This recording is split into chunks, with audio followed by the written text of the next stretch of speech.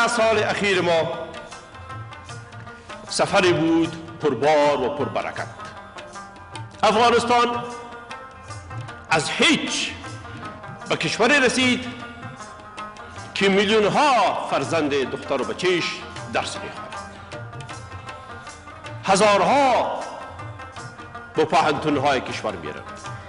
صحت ما، شفاخانه های ما، کلینیک های ما بارها بهتر شد، بلکه صدها بار بهتر شد.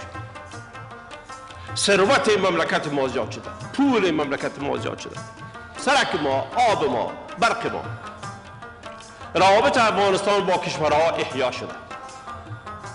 افغانستان که در او هیچ سفارت نبود، امروز افغانستان است که در او زیادتر از 60 مملکت سفارت داره و نمایندگی داره و اداره داره و چی داره و چی داره. بیرق افغانستان در سراسر جهان به اهتزاز است. مهمتر از همه برای ما مردم افغانستان است که افغانستان دوباره خانه تمام افغان ها شد.